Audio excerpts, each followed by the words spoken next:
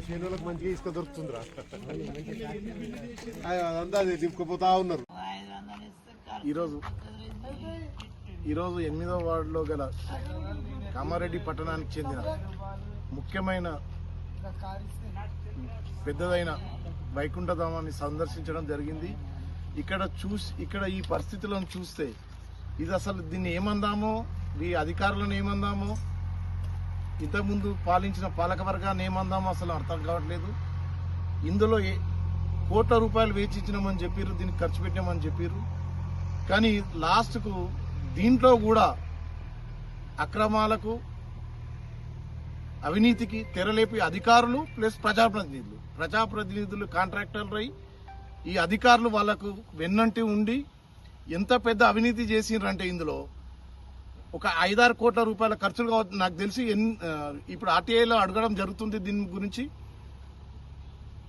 ఇక్కడ మొత్తం దీన్ని లాస్ట్కు ఇది పట్టణం కాదు, ఎక్కడనో నిజానికి ఈ కామారెడ్డి శ్మశానంలో ఉన్నది. ఇప్పుడు మొత్తానికి పట్టణంలో చూస్తేనేమో అక్కడ మురికి, ఇక్కడ కనీసం ఇక్కడ లాస్ట్ ఆఖరి గడియలన్నా కరెక్ట్ ఉంటుందేమో అంటే ఇక్కడ కూడా చెత్త చెదారము మురికితోని కనీసం నీటి వసతి లేకుండా, విద్యుత్ వసతి లేకుండా వీళ్ళు దీన్ని ఇట్లా వదిలిపెట్టడం. కమిషనర్ గారు, కలెక్టర్ గారు కూడా దీన్ని ఒక్కసారి వచ్చి చూసి నువ్వు పరిపాలించే ఈ కామారెడ్డి పట్టణం ఎట్లా ఉందో ఒక్కసారి చూడు. ఫస్ట్ 99 రోజుల పట్టణ ప్రణాళిక ఇవన్నీ తిరుగుతున్నావు, కానీ ఒక్కసారి శ్మశాన వాటికి వచ్చి చూడండి కలెక్టర్ గారు. ఎలాంటి దుస్థితులు ఉందో, ఎలాంటి పరిస్థితుల్లో ఇక్కడ వదిలిపెట్టి పోయినరో మీ అధికారులు ఒక్కసారి చూడాలి. ఇదాన్ని చూసి కలెక్టర్ గారు అప్పుడు ఇంకో పనికి వెళ్ళాలి అని మా కౌన్సిలర్ తరఫున కోరుతున్నాను.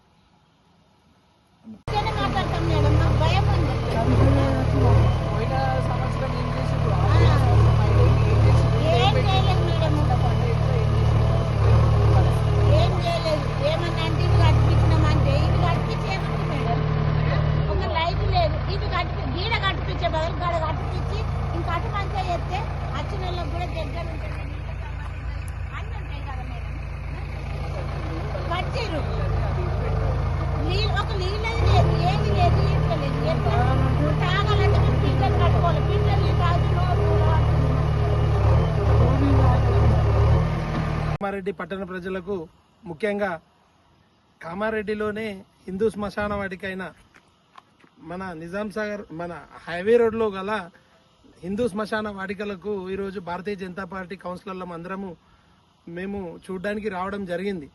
గత పాలక వర్గంలో సుమారు ₹1 కోటి పైన మేము నిధులు కేటాయించడం జరిగింది మున్సిపల్లో కొట్లాడి. కానీ మరి కాంట్రాక్టర్ల, మరి అధికారుల ఎవరి తప్పిదం వలనో ఇక్కడ కనీస అవసరాలకు నోచుకోలేని దుస్థితిలో ఈరోజు వైకుంఠధామం ఉంది. అంటే ఇప్పుడు ఎవరైనా కానీ ప్రతి దగ్గర ఏ ఊర్లో అయినా కూడా మినిమం అంటే మౌలిక సదుపాయాలు, మినిమం నీళ్లు కానీ, ఇక్కడ ఉన్న లైట్లు కానీ ఏవి కూడా ఇక్కడ లేని పరిస్థితి, దుస్థితిలో కామారెడ్డి వైకుంఠధామం ఉంది. ఇది ప్రజలందరికీ తెలిసిన విషయమే. మీరందరూ గమనించాలి. పోయిన పాలక వర్గంలో 50 లక్షలు ఒకసారి, 50 లక్షలు ఒకసారి, ₹1 కోటి నిధులు పాలక వర్గం నుండి మేమందరం కొట్లాడి దీన్ని కేటాయించడం జరిగింది. మరి కాంట్రాక్టర్లు ఆ ₹1 కోటి నిధులు ఏం చేసిర్రు? మరి ఫైనల్ బిల్ ఎట్లా ఇచ్చిర్రు? మరి అధికారుల చేతివాటం జరిగిందా? కమిషనర్ గారు చేతివాటం జరిగిందా? మరి ఒకసారి కలెక్టర్ గారు కంపల్సరీ దీన్ని విజిట్ చేయాలా? ఎవరైతే ఈ అక్రమాలకు పాల్పడ్డారో వాళ్ళపై చర్య తీసుకోవాలా అని మేము కామారెడ్డి భారతీయ జనతా పార్టీ కౌన్సిలర్లం అందరము డిమాండ్ చేయడం జరుగుతుంది. అలాగే కలెక్టర్ గారు ఇప్పుడు ప్రతిష్టాత్మకంగా ఏదైతే మీరు ప్రజాపాలనని 99 రోజుల కార్యక్రమం ప్రతిష్టాత్మకంగా తెలంగాణ ప్రభుత్వం చేపట్టిందో, ఏవో చేస్తామని అరచేతిలో వైకుంఠం చూపెట్టడం కాదు. మన కామారెడ్డిలో ముఖ్యంగా ప్రతి ఒక్కరికి అవసరం ఉన్న ఈ వైకుంఠధామంలో కనీస అవసరాలు అయితే మీరు చేయించండి. మీరు కనీస అవసరాలు చేయించిన తర్వాత పట్టణ ప్రగతి, మీరు ఏవైతే డెవలప్మెంట్ గురించి మీరు ప్రగల్భాలకు పోయి నిధులు దుర్వినియోగం చేస్తున్నారో అవన్నీ ఆలోచించండి. దయచేసి భారతీయ జనతా పార్టీ కౌన్సిలర్ల పక్షాన మేము డిమాండ్ చేయడం జరుగుతుంది. ఈ ప్రజాపాలన ఏదైతే కార్యక్రమం ఉందో మౌలిక సదుపాయాల గురించి మినిమం ప్రైమరీ థింగ్స్ అయితే క్లియర్ చేయండి. శ్మశాన వాటిక కంపల్సరీ విజిట్ చేయాలి. కమిషనర్ గారు, కలెక్టర్ గారు, సంబంధిత అధికారులందరూ కూడా దీన్ని విజిట్ చేసి త్వరలో దీన్ని బాగుపరచాలని మేము డిమాండ్ చేయడం జరుగుతుంది.